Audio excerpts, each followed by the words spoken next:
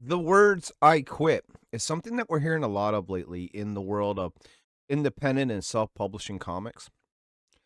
I was watching the Liam Gray stream the other night, Conquest Comics, for years, John, years. And during that stream, uh, Matthew Fowler, Tiger Blue, had announced in the chat that he was quitting the game of self-publishing.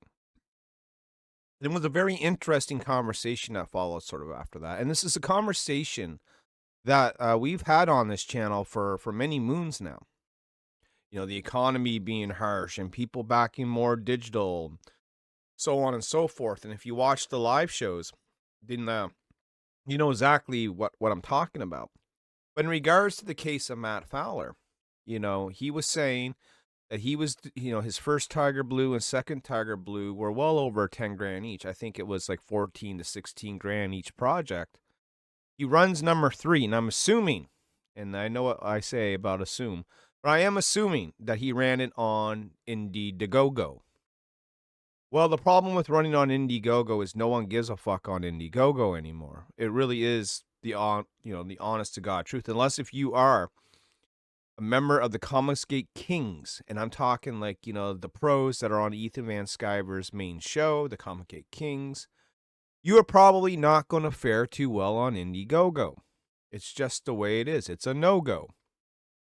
And it's for a variety of reasons. Indiegogo has its own special reasons, though, okay? Well, let's talk about the general reasons first, and then we can get into what is in particular to the Indie no-go. So the problem is money. The problem has always been money, okay? Whether you are a curator or whether you are a backer, the problem is money. For the creator, we have to deal with rising costs in everything, okay? From the bags and boards we buy, to the talent upping their rates, to printers upping their rates, okay? To shipping having their rates also hijacked and upped. Everything that we do costs us an arm and a leg, and especially if you live abroad, right? If you live in Australia, might, or Canada, you are paying through the nose because everything that we buy is usually done through the US dollar. And the exchange rate is harsh. It's very harsh. And not only that, if you do live abroad, like I do, with an imaginary line that cuts between two countries, you're also subjected to customs and duty fees. My last order cost me an additional $800 for nothing just so it would be allowed to cross the border. All right. Here's the simple facts. And I've said this again and I'll do it another time, is that it costs about 6 to 7 grand to make a half decent comic book. And that's on the cheap end, right? That is paying roughly around $100 to $150 for your pages, maybe an extra 40 to 50 for color and your lettering. Then, you know, there's an additional 2 to 3 grand printing costs, you know, depending on the volume you're moving. I mean, if you're Ethan Van Sciver, Eric July, it's obviously more than that. But if you're a guy on the ground floor like me or a Matt Fowler or someone else to that nature, you know, you're probably moving anywhere from 2 to 400 books. Okay. We need to make 10 grand per campaign. And when I say we, I mean me. But I'm sure this applies to many, many others. 10 grand per campaign just to remain afloat. Okay. Just to break even. All right. Anything less than 10 grand comes out of my 6 grand that I invested into my comic. So let's say I, need 10 grand and I make 8. Well, that's still 4 grand to print and ship it pretty much, and 4 grand that pays myself back. And now I have 2 grand less to work with to make the next comic. It's slowly chipping away at the source, right? At the capital that you managed to save and put away. In regards to Indiegogo, I believe that there's more than just the economy affecting Indiegogo. I believe there are 2 things. One is Indiegogo seems to have and well documented habits of shadow banning certain projects. Whether it is intentional, whether it's just an algorithm, who knows? But lots of reports have been that Indiegogo has shadow banned my comic. People can't find my comic on Indiegogo unless if I give them the direct link. So that means you have to push everyone to Indiegogo, and the built-in comic book audience that would be on Indiegogo, that used to be on Indiegogo, and we'll talk why they're not there in a second, would have seen your project, had a look, and maybe potentially have backed it. So, outside the shadow banning, what else is there? Well, it was really interesting when I was watching the stream last night, and I jumped in to give my 2 cents. But what was really interesting in watching the stream last night was that there were a couple of people that mentioned CG fatigue, Comicsgate fatigue, okay? Meaning that people who have bought into the movement, era 2017, 18, 19, and were buying comics, and everyone seemingly could go on Indiegogo and not fail and do 5-figure campaigns for a joke, now cannot do that. And why?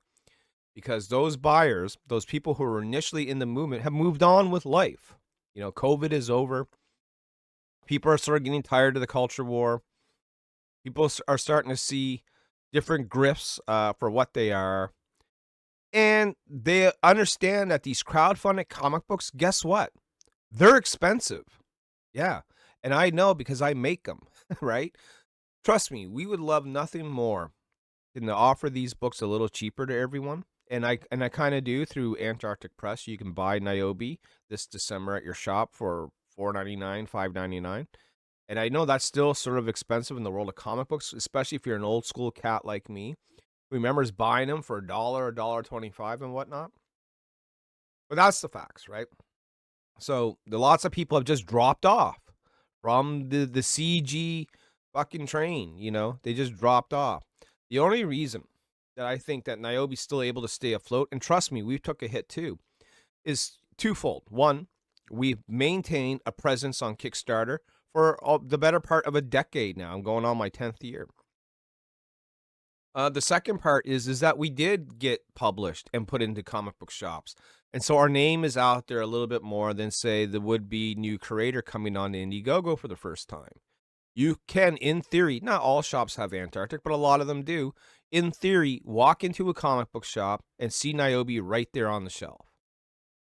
Okay, you can go ahead and buy Punchline 15 from Matt Weldon, open it up, and see a Niobe ad right in the front cover.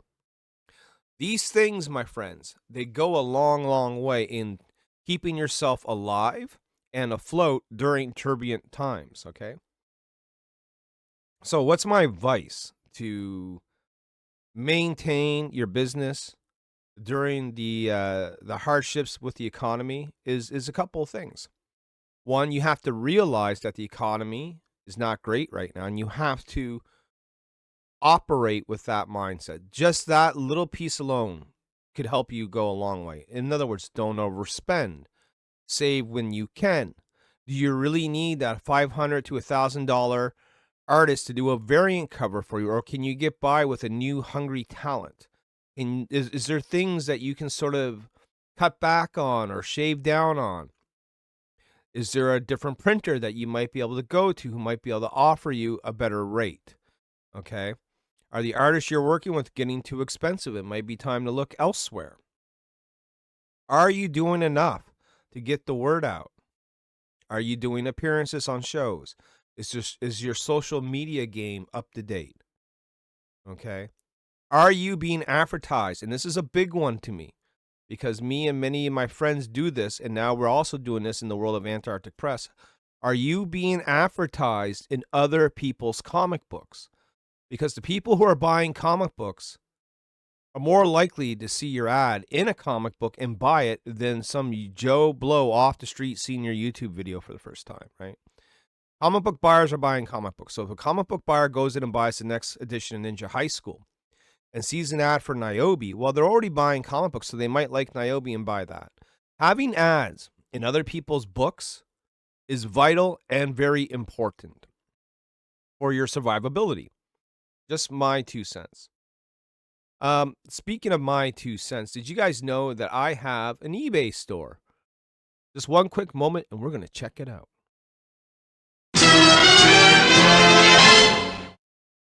All right, so here we go. Quick look at the Nyobe eBay store. So if you're missing any back issues of Nyobe, you're missing any of those really hard to find variant covers of Nyobe, or you just want to see what I got on the go, come over to eBay, Nyobicomic, and check it out. Just a couple of highlights here. We got Nyobe Outbreak number 2, the Jamie Tyndall variant. We got Nyobe Outbreak number 1, the Paul Green variant. We got our Todd McFarlane homage from Nyobe Origins number 1. How about Rags and Nyobe teaming up together on the very first cover right here? Birthright number 1, never to be reprinted, very low print run. Greg Bo Watson from Zenoscope, man. CB Zane with our new project Savage Sin. You like Red Sonja, you like Lady Death, you like Tarna from Heavy Metal.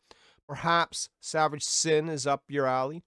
We got Steph Wilson variants. We got Matthew Weldon variants. We got RB White variants. I got a Spider-Man hardcover book. Dudes. And I'm going to be adding more tonight and over the next couple of days. It is the eBay store, Nyobe eBay store. Hail to the pigtail. Come check it out today.